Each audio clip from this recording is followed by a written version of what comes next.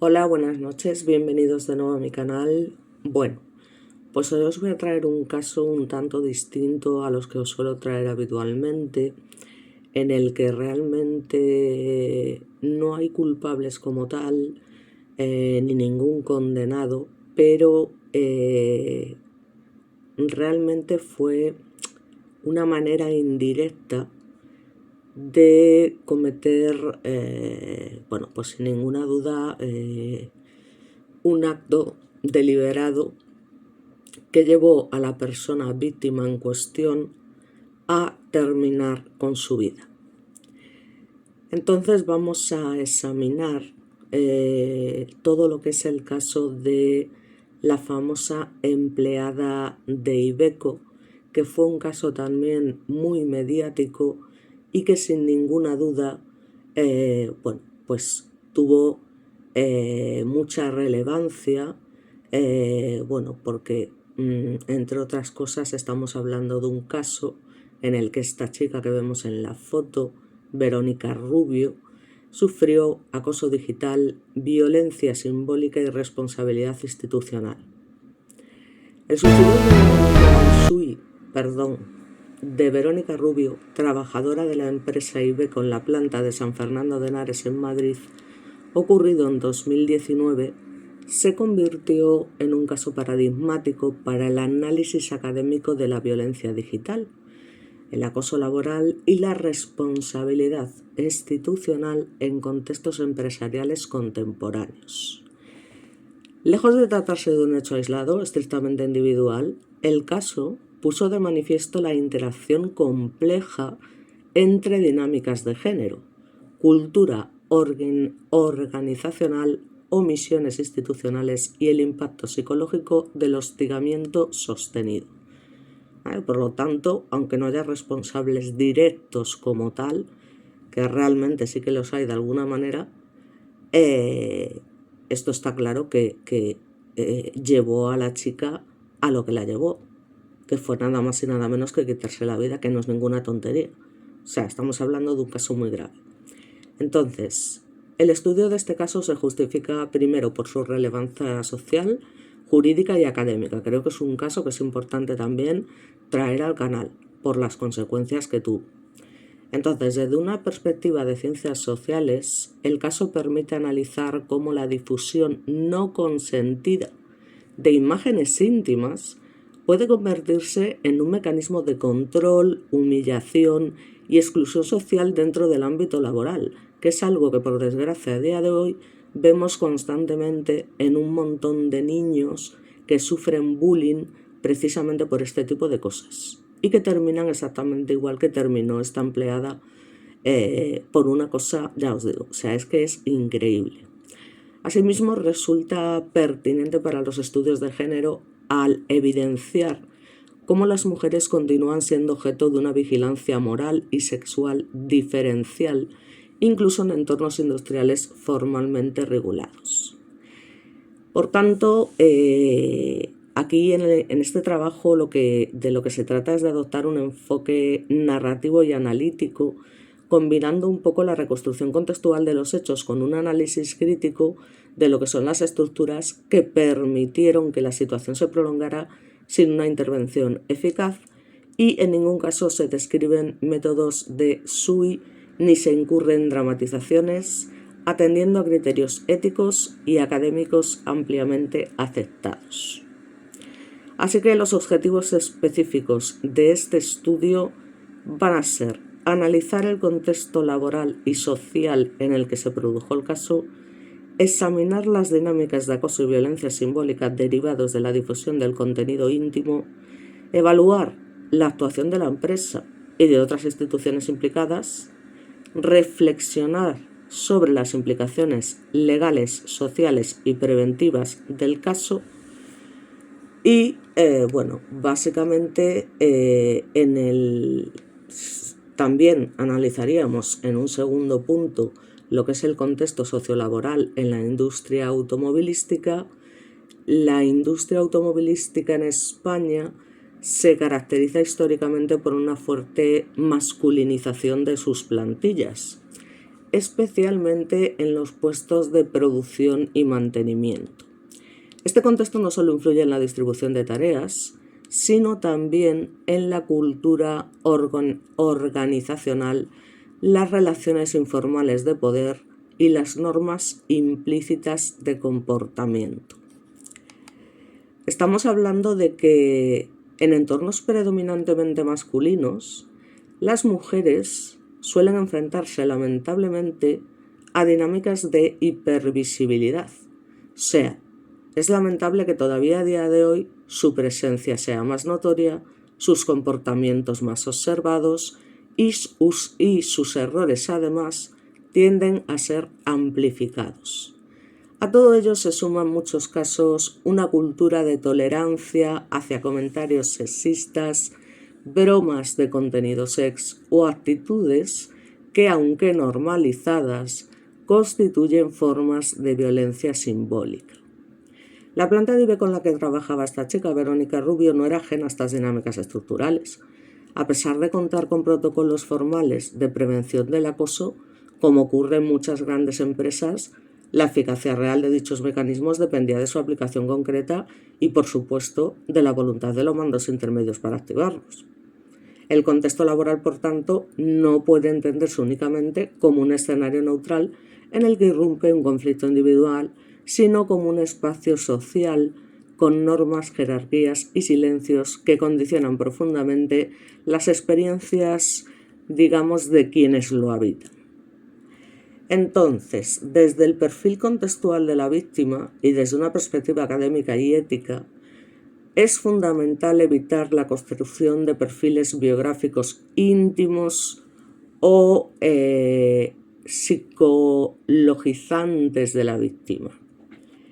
En su lugar, este análisis se centra en el perfil contextual, es decir, en la posición de Verónica Rubio, o que Verónica Rubio más bien ocupaba dentro del entramado laboral y social.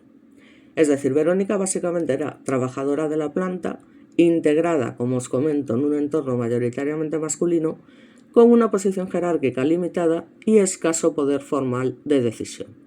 Como muchas mujeres en contextos industriales, vamos. O sea que su legitimidad profesional debía negociarse dentro del entramado laboral y social, ¿vale?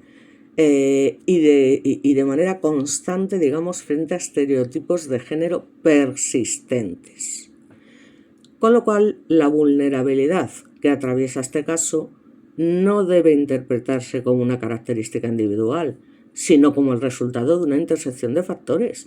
Estamos hablando de género, de exposición pública involuntaria, ausencia de redes de apoyo eficaces dentro de la empresa y una cultura digamos que tendía a tribalizar el daño emocional causado por el hostigamiento, lo cual sinceramente es muy triste. Entonces, bueno, desde este enfoque, digamos, o que este enfoque permite desplazar la atención desde la víctima hacia las condiciones estructurales que hicieron posible el daño, evitando, como he dicho, lecturas culpabilizadoras o simplistas.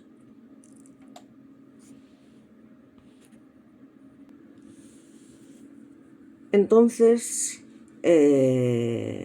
claro, ¿cuál fue el inicio realmente del conflicto? La difusión no consentida de imágenes. El detonante del conflicto fue la difusión sin consentimiento de un vídeo de carácter íntimo en el que aparecía la trabajadora. Este hecho constituye una forma clara de violencia digital y sex al vulnerar el derecho a la intimidad, que os recuerdo que es un derecho constitucional fundamental, y al control sobre la propia imagen. Por tanto, la circulación del contenido encima no se limitó a espacios privados, sino que se extendió dentro de todo el entorno laboral, convirtiéndose en un elemento de conversación, burla y estigmatización. Que tiene que ser duro no lo siguiente. En este punto el daño ya no reside únicamente en la existencia del material, sino en su uso social como herramienta de humillación. Y eso en todo momento es que tiene que ser un delito, como la copa de un pino, porque se está vulnerando un derecho fundamental, como comento, que es algo inconcebible. Y luego además el hecho de que unos se pasen el vídeo a otros y así sucesivamente hasta que toda la santa plantilla de la empresa, más mucha gente de fuera, tuviese este vídeo, ¿vale? Y eso es un delito, como comento. Entonces, básicamente, digamos que la circulación del contenido, como os comento, desde una perspectiva sociológica y no consentida de imágenes íntimas funciona como un mecanismo disciplinario. Es decir, expone el cuerpo femenino al escrutinio colectivo y refuerza normas morales desiguales.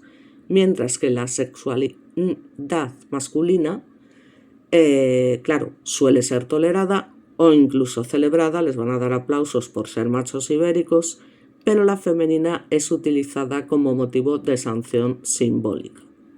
Bueno, ya te digo que también depende de quién sea, porque yo sería la primera en reírme, decirme, jo, qué bien me lo pasé, tío, tal. Un poco pues seguirles el juego, pero sin ninguna duda esto fue una situación muy dura y además, o sea, es que ya os digo, es una herramienta de humillación total y absoluta. El conflicto, por tanto, no comienza como una acción individual aislada, sino con la activación de una dinámica colectiva de violencia simbólica sostenida. Entonces, claro, dentro del contexto sociolaboral, en la industria automovilística, digamos que en España se caracteriza históricamente por una fuerte, como hemos dicho, masculinización, ¿no? Entonces, claro, todo esto influye lógicamente en lo que serían las relaciones informales de poder y las normas implícitas de comportamiento, como ya hemos dicho.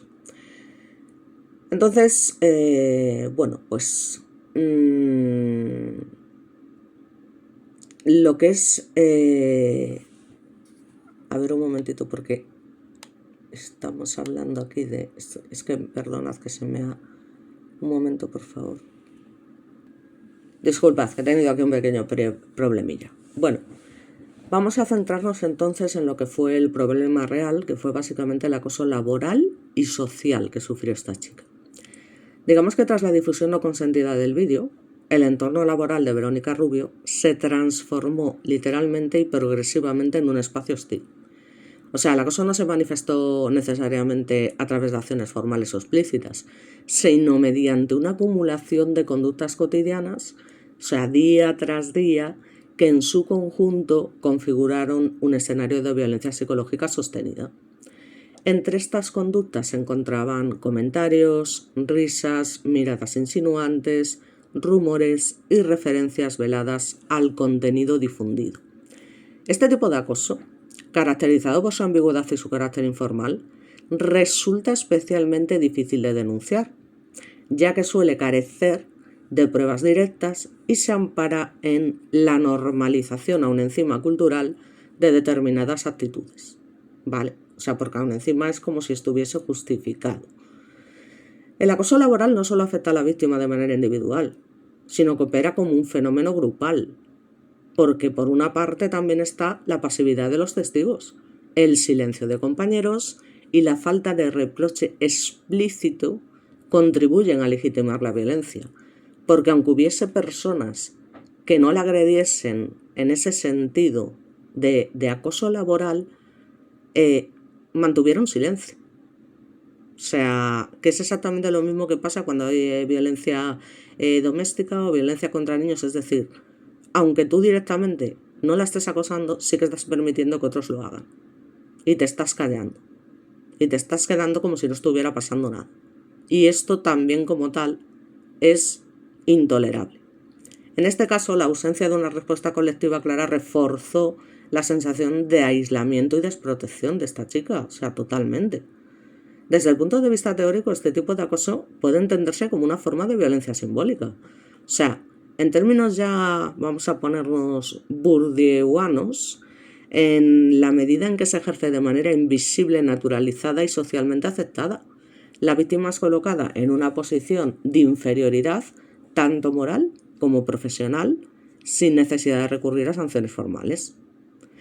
Esta continuidad de hostigamiento, sin interrupciones significativas, es decir, ya os digo, es día tras día tras día, burlas y risas y de todo, tuvo un impacto acumulativo en la salud mental, evidentemente, de la trabajadora, deteriorando su bienestar emocional y su percepción de seguridad dentro del espacio laboral.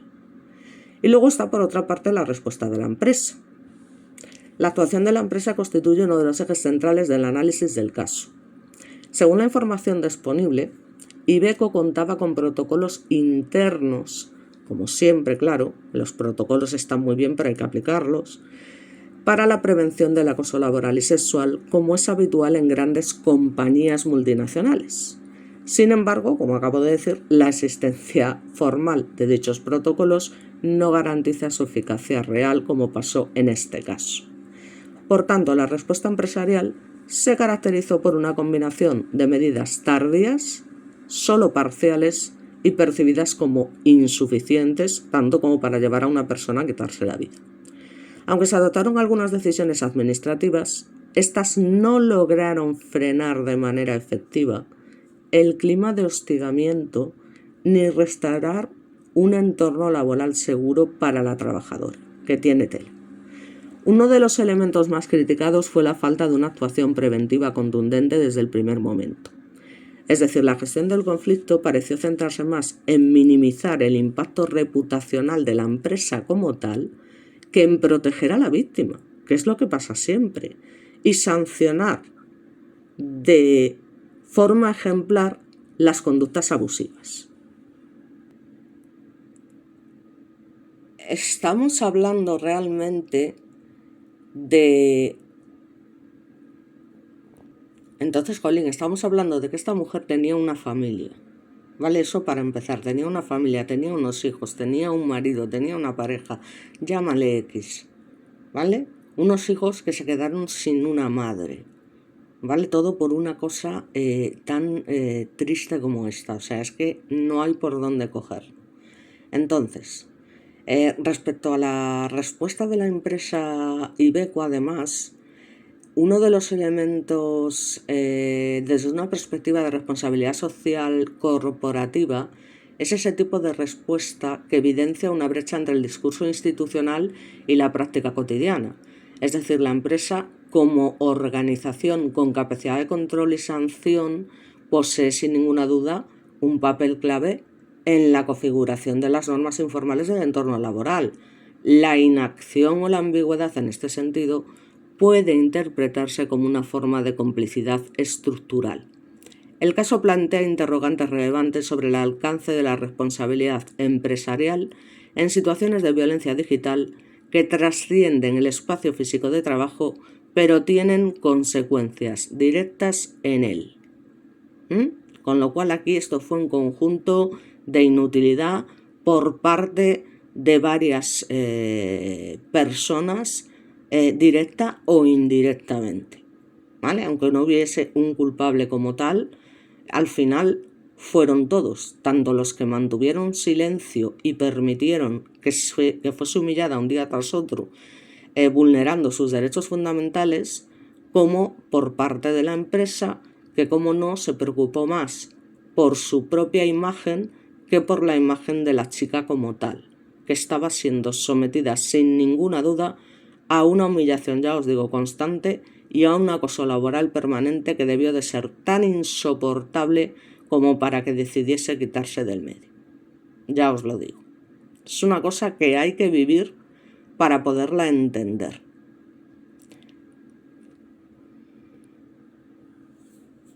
Entonces, bueno, pues estamos hablando de un auténtico silencio institucional. Más allá de la empresa, el caso de Verónica Rubio puso de relieve un silencio institucional mucho más amplio, que involucra a distintos actores, tanto del entorno laboral como social, mandos intermedios, representantes sindicales y organismos de supervisión laboral no lograron articular una respuesta coordinada y eficaz ante la situación. Este silencio no debe interpretarse únicamente como un desinterés individual, sino también como el resultado de dinámicas estructurales que dificultan la denuncia y la intervención. Es decir, el miedo a represalias, la desconfianza en los procedimientos internos y la normalización del acoso contribuían a perpetuar estas situaciones. Es que encima se sentía amenazada. Entonces, en muchos contextos laborales, las víctimas de acoso, ya os digo, perciben que denunciar puede empeorar su situación al exponerlas aún más al escrutinio y al estigma. O sea, lo que faltaba. Esta percepción se ve reforzada cuando las instituciones no ofrecen señales claras de apoyo y protección. Por tanto, el silencio institucional actúa como un factor multiplicador del daño. Al no establecer límites claros, se envía un mensaje. A ver ahora esto porque se va. Perdonad, ya sabéis que, no sé, mis móviles hacen cosas raras. Entonces, como íbamos diciendo, al no establecer límites claros, estamos enviando un mensaje implícito de tolerancia hasta este tipo de conductas abusivas, como decía, reforzando la impunidad de los agresores, porque no dejan de ser agresores, que se están pasando un derecho fundamental por el forro, y la indefensión de la víctima, porque es que está totalmente indefensa ante una situación así. Lo cual es muy fuerte si te paras a pensarlo. O sea, es que tiene mucha tela. O sea, mucha tela. Entonces, realmente, ¿cuál es el desenlace? Es decir, las consecuencias acumuladas. Pues, obviamente, lo que hemos comentado.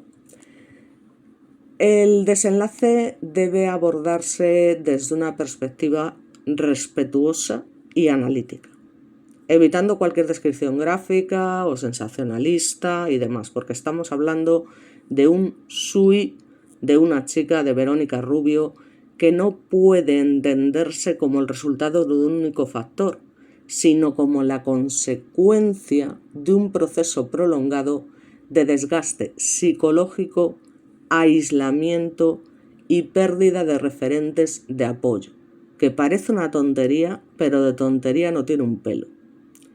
Desde el enfoque de la sociología del SUI, este hecho puede interpretarse como un fenómeno socialmente condicionado en el que confluyen factores individuales, relacionales e institucionales, el acoso sostenido, la exposición pública involuntaria y lo que es la falta de una respuesta protectora eficaz que generaron una situación a la víctima, porque fue una víctima de sufrimiento extremo.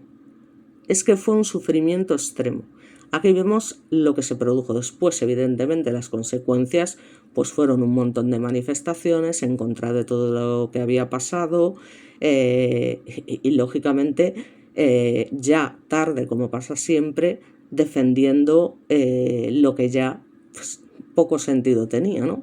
La gente salió a la calle para protestar con toda la razón del mundo por la humillación, el acoso y el sufrimiento que sufrió esta chica. O sea, es que esto es fundamental subrayarlo sin ninguna duda. Bueno, pues aquí vemos a muchos de los trabajadores de la plantilla en ese momento, entre los cuales algunos de ellos probablemente fueron los que sometieron a este tipo de acoso a esta chica. Entonces estaba diciendo que es fundamental subrayar que el SUI no constituye una decisión en sentido pleno, sino una expresión de desesperación en contextos percibidos como inescapables. Esta lectura permite desplazar el foco desde la persona hacia las condiciones que hicieron posible este desenlace. Es fundamental el reconocimiento de esta,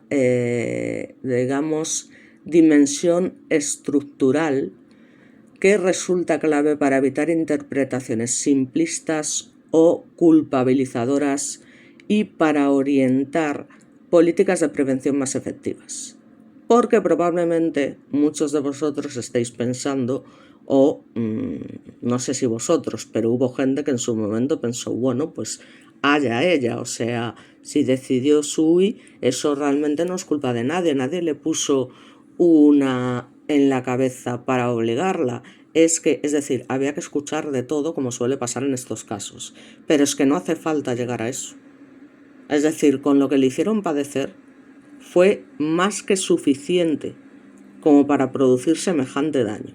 Ya os digo que hay que vivirlo, porque tiene que ser un sufrimiento, pues es que como está pasando todos los días con el tema del bullying, es que fue un bullying con todas las letras, ¿vale? Un bullying por parte de todos, una omisión por parte de otros, una desprotección por parte de la empresa, es decir, es que se quedó totalmente sola, aislada y soportando todo tipo, ya os digo, de humillaciones y demás. O sea, una cosa que es inaceptable, ya os digo, tanto en ese momento, que es que estamos hablando de hace nada, como a día de hoy, que esto lamentablemente sigue sucediendo.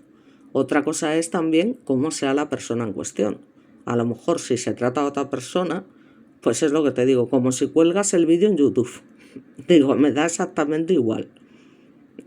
Pero claro, no todo el mundo es igual, no todo el mundo ve las cosas de la misma forma y evidentemente esta chica fue una víctima que lamentablemente tuvo que tomar la peor decisión porque no vio otra salida. Es decir, no vio otra salida.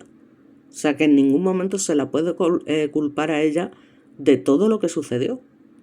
Porque habrá gente que lo piensa, que ya os digo, bueno, es que tampoco era para tal, es que tampoco no sé qué. O sea, se oyeron todo tipo de manifestaciones posteriormente a este hecho. Y la verdad es que fue bastante triste, ¿vale? Porque al final, estas cosas, ya os digo, si les pasa a niños constantemente, pues os podéis imaginar cómo llegaba esa mujer cada día a su casa, que debía ser horrible, qué depresión debía tener. O sea, yo de verdad que, aunque ya os digo que de alguna manera, aunque no haya sido un crimen directo como tal, sí que ha sido una, una violación total de sus derechos más fundamentales, y esto es una situación muy grave, digna de analizar. Bueno, aquí tenemos uno de los compañeros y amigos de Verónica que manifestó en su día en uno de los canales televisivos, que concretamente creo que en Antena 3, la situación que vivía la chica. Y que manifestaba básicamente que ella solo quería que parase. Que ella lo único que quería es que parase todo aquello. Y que ya no sabía dónde meterse. O sea, no sabía dónde meterse. Entonces, tampoco me quiero extender mucho más en este vídeo porque tampoco hay mucho más que analizar.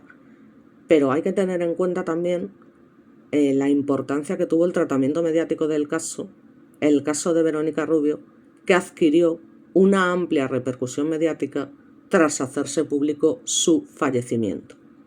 La cobertura informativa inicial se caracterizó por una elevada intensidad, con numerosos titulares que subrayaban el impacto emocional del suceso y su vinculación con el entorno laboral. Sin embargo, como estaba diciendo, el tratamiento mediático fue desigual y en algunos casos problemático desde una perspectiva ética, porque había gente que, ya os digo, mientras ciertos medios adoptaron un enfoque contextualizado, poniendo el acento en el acoso, la violencia digital y la responsabilidad empresarial, otros recurrieron a narrativas más sensacionalistas centradas en el carácter impactante del suceso. Esta diferencia revela la persistencia de tensiones entre el deber informativo y la lógica de la audiencia. Es decir, el modo en que los medios construyen estos relatos no es neutro. Influye directamente, sin ninguna duda, en la percepción social del SUI y de la violencia de género. O sea, que esto evidentemente es un tratamiento totalmente inaceptable. ¿Qué queréis que os diga? Bueno, por suerte, como vemos en algunos casos, hubo manifestaciones multitudinarias, porque ya os digo, fue un caso muy mediático y fue algo realmente muy fuerte, pero que no obstante mantuvo a la sociedad, como estábamos hablando, de alguna manera dividida, ¿vale? Entonces, ¿qué pasó después de esto? ¿Vale? Es decir, ¿se puede encausar de alguna manera a algún culpable? ¿Se puede exigir alguna responsabilidad penal sobre este hecho como tal? Bueno, pues la Fiscalía de Criminalidad Informática pidió a la policía en su momento un informe sobre las circunstancias que rodearon el SUI de esta trabajadora, de Verónica, después de que sus compañeros, como os comento, compartieran varios vídeos sex que fueron unos hechos que acarrearon a los autores penas de hasta 1 año de cárcel, o que podrían acarrear, ¿vale? De hecho, la policía ya estaba investigando la autoría, difusión y reenvío de estas grabaciones que llevaron a esta pobre chica, Verónica, de 32 años, madre de 2 niños, como he dicho, a quitarse la vida al tiempo que la Agencia Española de Protección de Datos también abrió de oficio una actuación ante la posible difusión sin consentimiento de las imágenes. Asimismo, la investigación abrió de oficio, ya que la fallecida evidentemente no había interpuesto denuncia porque estaba acojonada. Los agentes, pues estuvieron analizando el vídeo que se filtró y comprobando quiénes lo habían compartido y si precisamente Verónica pudo sufrir acoso, que sí, sin ninguna duda fue así, por este motivo, por parte de algunas personas de la empresa en la que trabajaba del grupo Ibeco. Entonces, ¿qué pasa? Que en su momento no hubo detenidos y se investigó si fue una antigua pareja de la fallecida o ella misma la que por un error propagó por primera vez esas imágenes. Entonces, ella estaba muy preocupada tras la difusión por lo que opinaría su marido, entre otras cosas, que por supuesto también vio el vídeo. Entonces, en ese momento, la mujer ya de por sí padeció una crisis nerviosa, ¿vale? Y fue cuando ya al día siguiente se quita la vida en su casa de Alcalá de Henares. Mientras tanto, la Fiscalía de Sala de Criminalidad Informática ha pedido ese informe a la Policía Nacional para que le comunique las circunstancias sobre este caso. En caso de que los investigadores apreciaran delito en lo sucedido, la Fiscalía lo investigó y si procediese lo llevaría a un juzgado para que se judicializase el caso, según se señaló en su momento en varios medios de comunicación. Entonces, como os comento, la empresa realmente, que era de camiones, bueno, como sabéis, ¿no?, tenía unos 2.500 empleados, ¿vale? Y estaba en la localidad madrileña de San Fernando de Henares. Y allí, después del hecho, 150 empleados de los 2.500 que eran en la empresa se han concentrado o se concentraron esa mañana del hecho en repulsa por la muerte de la mujer durante más de 10 minutos. Una convocatoria que ha finalizado con un aplauso para ella. Entre otras manifestaciones, la gente decía no hay derecho, Verónica no sea SUI, la han matado, esto ha sido un homicidio, en fin, muchas de las cosas que estas personas manifiestan a los medios con indignación. Incluso una de sus compañeras, justo antes de fichar, pues eso, manifiesta que fue una auténtica vergüenza y que aún encima se llegase a culpar por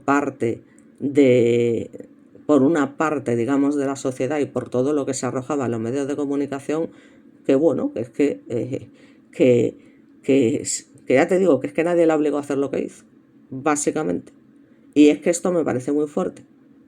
Entonces, otro grupo de la plantilla, casi todos hombres, remitieron a EFE un comunicado para explicar que la mayoría de trabajadores mostraron su disconformidad en relación a lo que estaba sucediendo.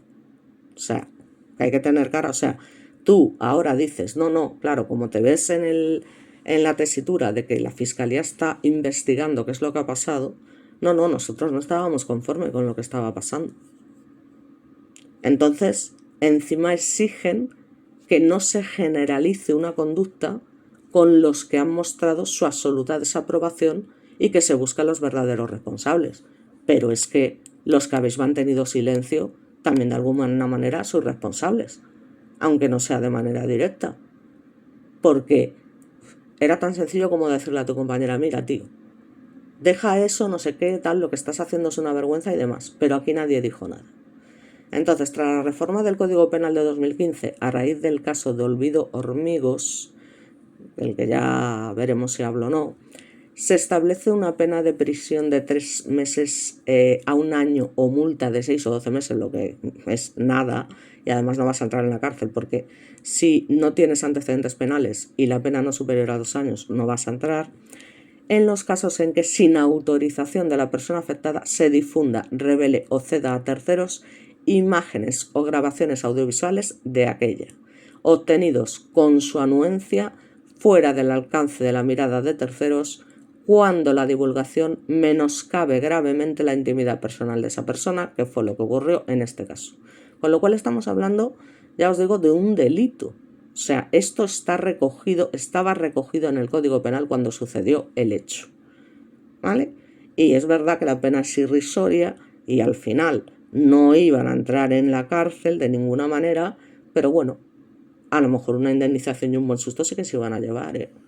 Porque que tengas una condena ya son antecedentes penales para empezar, ¿vale? Entonces, fuentes cercanas al caso informaron en su día de que se trataba de un total de 5 grabaciones, según manifestó R Televisión Española, de contenido íntimo y cuya propagación empezó desde dentro de la propia empresa. Luego, según explicó la CGT, Iveco, cuando se conoció la noticia, los vídeos fueron grabados hace, parece ser, 5 años y al ser compartido entre los compañeros, la afectada se dirigió a recursos humanos de la empresa para explicar la situación, o sea que estaban en conocimiento de lo que estaba pasando. Y este departamento se limitó a aconsejarle que denunciaran los hechos. Pero ella estaba tan asustada y se sentía tan amenazada que directamente rehusó hacerlo, porque dijo, es que aún encima se va a agravar la situación, se van a reír más de mí, me van a humillar más y me van a acosar todavía más. Entonces, quien sí denunciaría a Iveco en este caso ante Inspección de Trabajo es evidentemente la CCOO, al considerar que no se activó el protocolo de acoso sex en el caso de Verónica, cuando en su opinión se trata de un accidente laboral. El sindicato reveló que la empresa respondió que se trataba de un asunto personal y no de ámbito laboral. Hombre, si esto no es un asunto de ámbito laboral, ya me dirás tú de qué tipo es, porque todo esto ocurrió dentro del trabajo y todas estas imágenes se difundieron dentro del trabajo y surgieron dentro del trabajo, con lo cual, ¿qué me estás contando? Entonces, por este motivo, claro, pues no tomaron medidas, con lo que a juicio de la CCOO incumplió sus obligaciones de protección de la salud de la trabajadora que establecen la Ley de Prevención de Riesgos Laborales y la Ley de Igualdad. Es decir, los protocolos de prevención de acoso sex en el trabajo deben ser conocidos y además aplicados por todos los empleados y han de contemplar tanto medidas para evitarlo como de intervención en el caso de que se produzca, sin olvidar que deben proteger la confidencialidad además de la víctima. ¿Vale? Esto lo manifiesta incluso la Secretaría Técnica de Prevención de Riesgos Laborales del CSIF, concretamente en Carnavascal, y se informa de que tras conocer la distribución de dicho vídeo, contactó con la trabajadora para informarla de que podía solicitar la activación de un protocolo de prevención de acoso. Ya te digo, una vez que ha sucedido el hecho, aquí todo el mundo es buenísimo, todo el mundo ha hecho muchísimas cosas por ayudarla y demás. No se lo creen ni ellos. Y denunciar a la persona que había difundido las imágenes por esa vulneración de derecho a la intimidad y por violencia de género. Aquí la cuestión es, ¿quién fue quien difundió las imágenes? Pues hubo varios rumores al respecto, como os digo. la versión más generalizada, según diversos medios, fue que había sido una expareja suya la que en venganza de alguna manera había difundido el vídeo. Pero también había un sector que pensaba que ella por error, cosa que es bastante, sinceramente, raro, lo podría haber mandado sin querer. Yo, ¿qué queréis que os diga? Pero a mí esta explicación no me convence. Ahora, que yo no estoy acusando a nadie, ¿eh? O sea, yo no estoy diciendo que fuese su expareja y tal. Digo que es una cosa que se comentó en los medios de comunicación en su momento, que podría haber sido esta persona.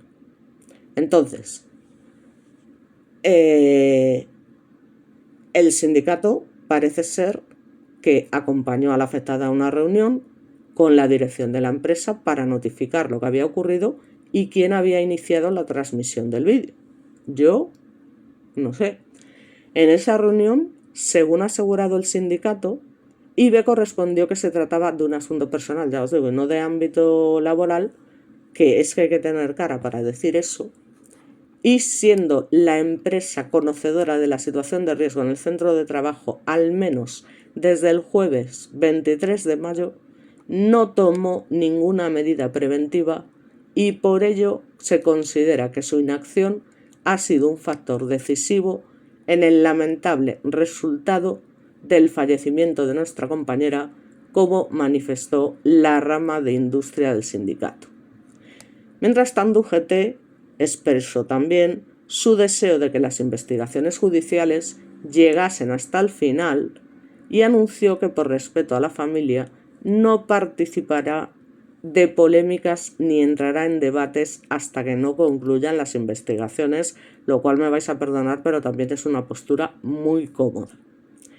Por su parte, el sindicato CESIF ha pedido o pidió en su momento a la Inspección de Trabajo y a la Fiscalía que abriesen una investigación de oficio ante una eventual dejación de responsabilidades por parte de Ibeco en la aplicación de los planes de igualdad y prevención del acoso laboral y sex de esta trabajadora. Entonces, claro, luego vienen las manifestaciones de algunos de sus compañeros, como por ejemplo algunos que se publicaron en diversos medios de comunicación, como me revuelve las tripas pensar cómo se tiene que ver a alguien para decidir que ya no quiere vivir más, manifestó un empleado. Y se preguntaba, ¿no había nadie que le dijera no pasa nada, que le quitara hierro al asunto? ¿De verdad tan sola estaba?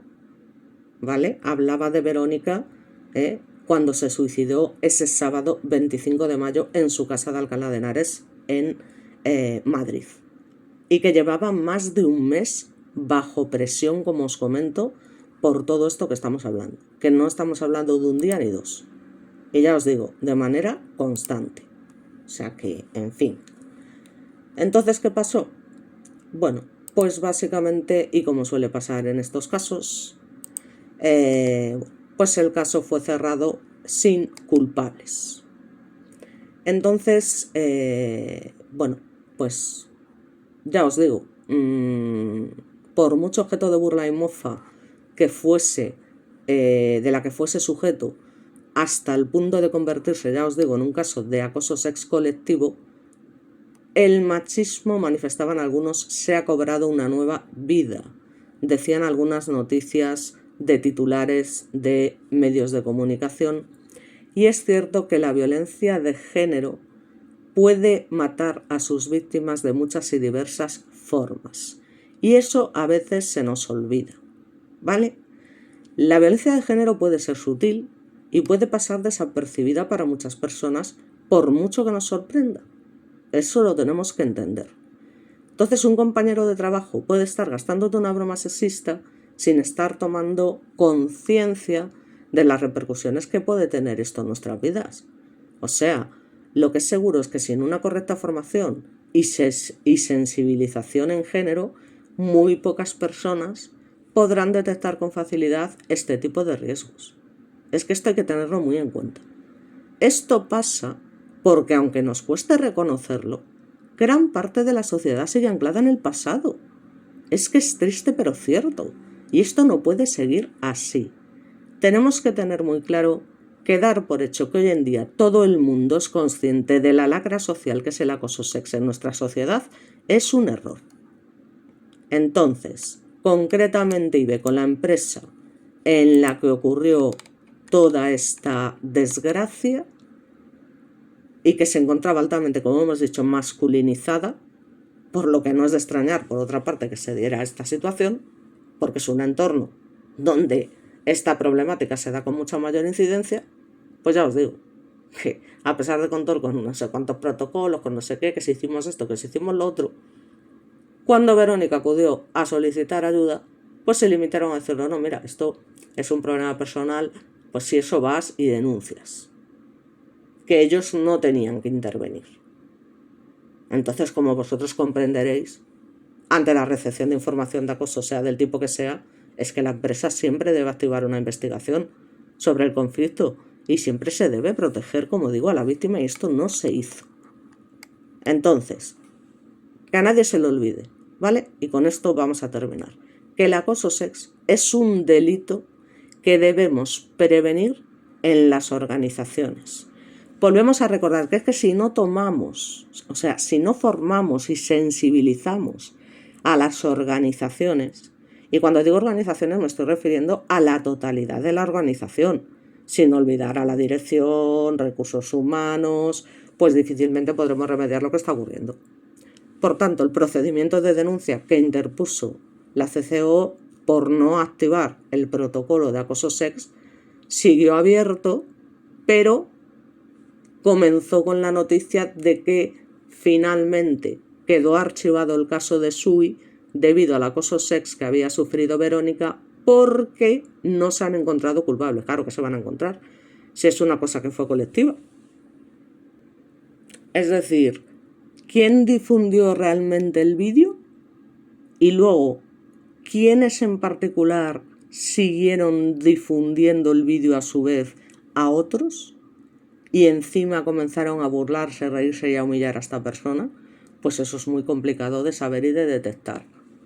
Aunque, hombre, si nos ponemos serios, estamos en un momento que no fue precisamente hace 20 años, con lo cual a día de hoy se podría comprobar a través del móvil quién sí y quién no estuvo compartiendo el vídeo.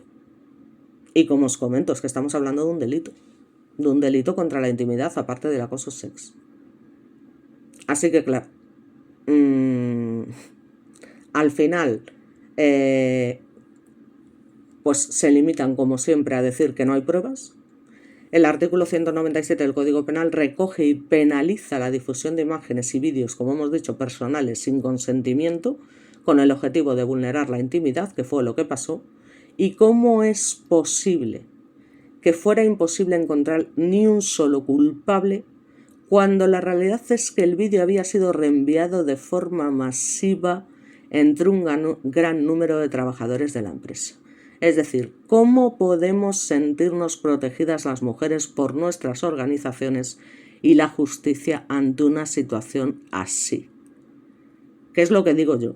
Si se hubiese querido, oye, vamos a requisar los móviles, a ver quién de aquí ha estado compartiendo este vídeo y demás. Y por mucho que la pena fuese pequeña y finalmente y de forma probable no pisara la cárcel, pero oye, ahí queda el susto. Y probablemente una indemnización. Pero no. Entonces tenemos que hacernos estas preguntas. Entonces hablamos de justicia patriarcal porque no es la primera vez que nos encontramos ante una sentencia que deja impune a un maltratador o maltratadores, que en este caso eran un grupo de personas que atentaron directamente contra la integridad y la intimidad de Verónica una y otra vez. Así que yo considero que el sistema judicial es patriarcal porque está masculinizado y porque no se tiene en cuenta la situación de vulnerabilidad en la que se encuentran las mujeres. Y eso que contamos con una ley orgánica contra la violencia de género ya del año 2004, que lógicamente necesita actualizarse y reformarse. Debido a las circunstancias en las que nos encontramos, se hace imposible salir a la calle a manifestarnos. No obstante, el sentimiento de sororidad tan fuerte movilizó una vez más a la sociedad, que estuvo reivindicando con hashtags como MeToo, justicia patriarcal, justicia para Verónica, con el objetivo de que se consiguiese encontrar culpables y que la muerte de esta chica no fuese en vano, ¿vale? Pero de ahí a conseguirlo, al final las cosas se quedan en nada, porque hasta el Consejo General del Poder Judicial se manifestó al respecto.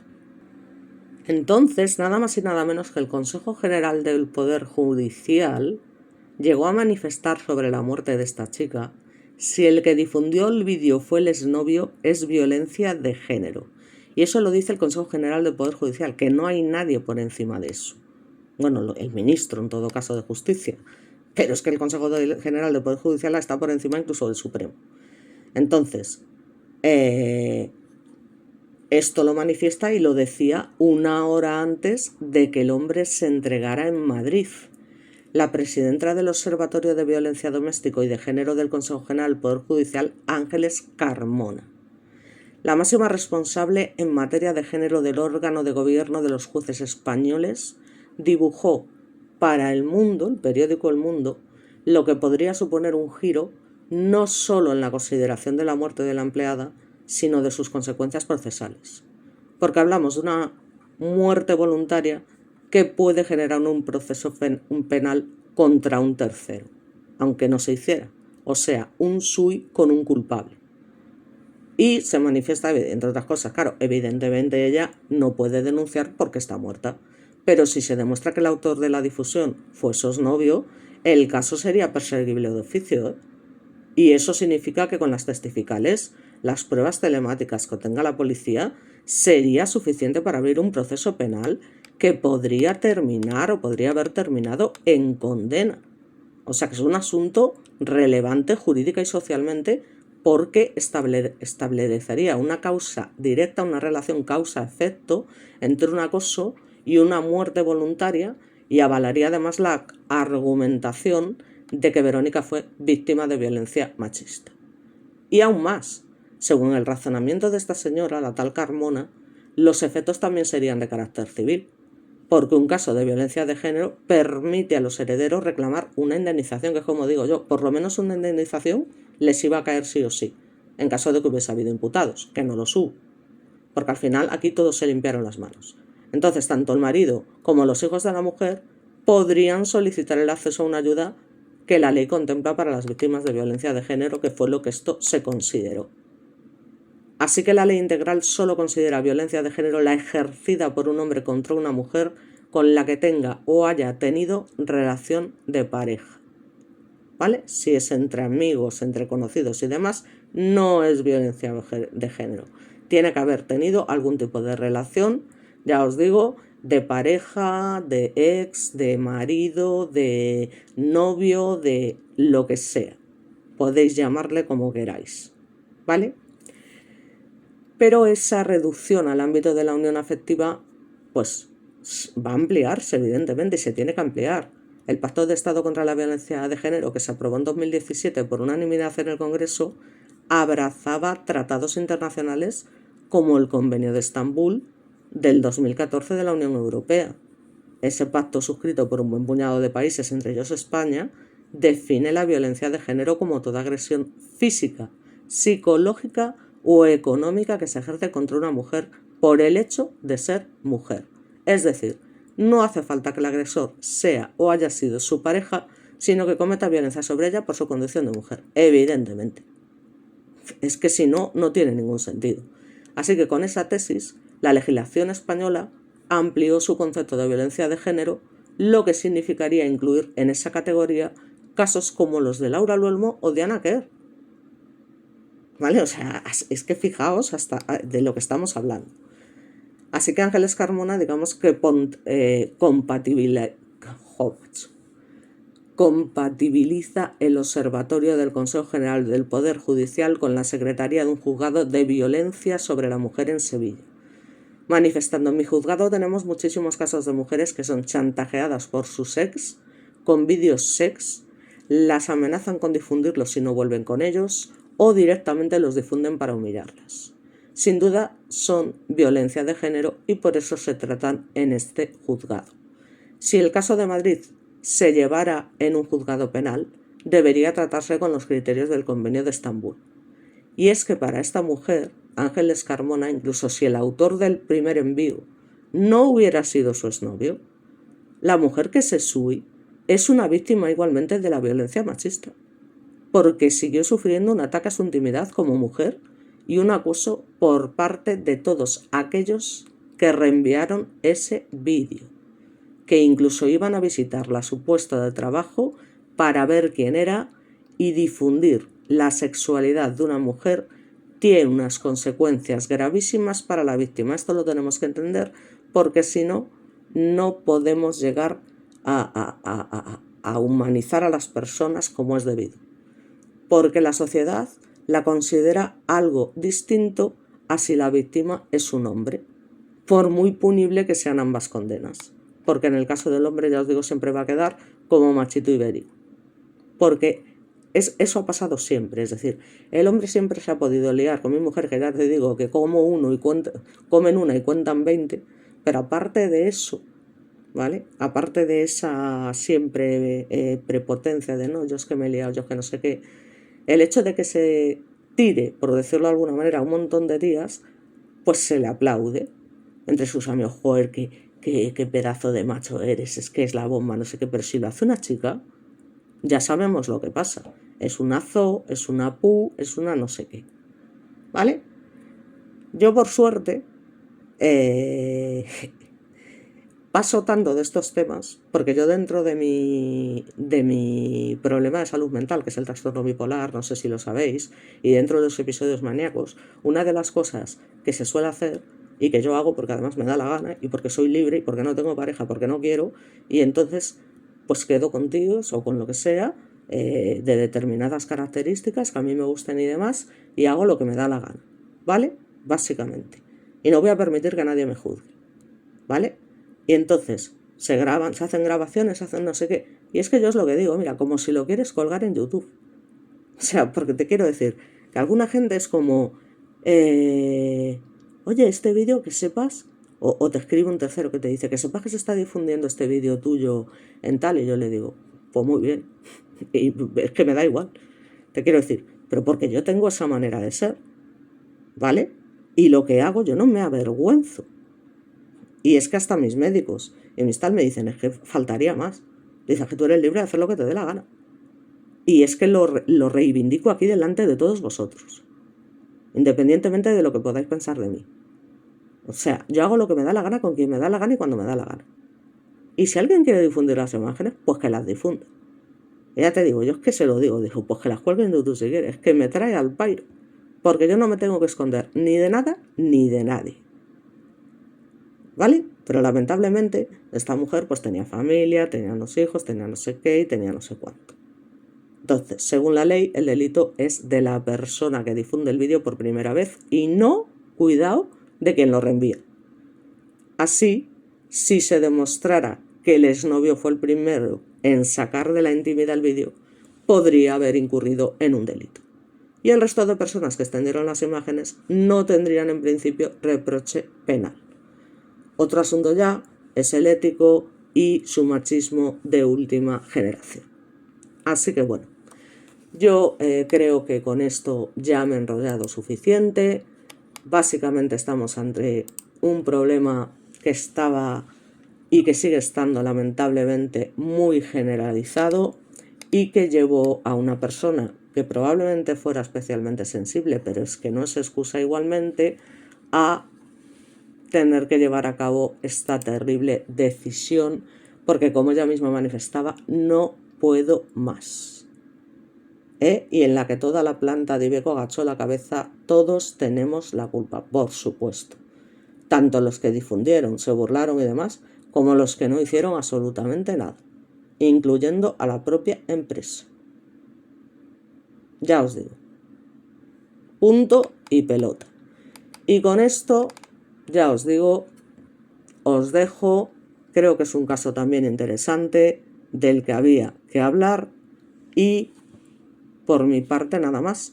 Felicitaros el año, por supuesto, a todos. Esperemos que este año sea muchísimo mejor que el anterior, que todos seamos mucho más felices, que sea un año, bueno, pues que nos aporte más alegrías que tristezas.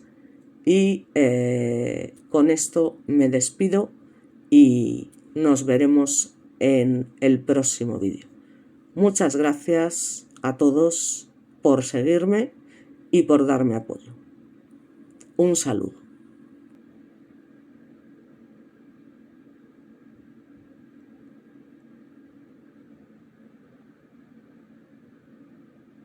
Na, na, na, na.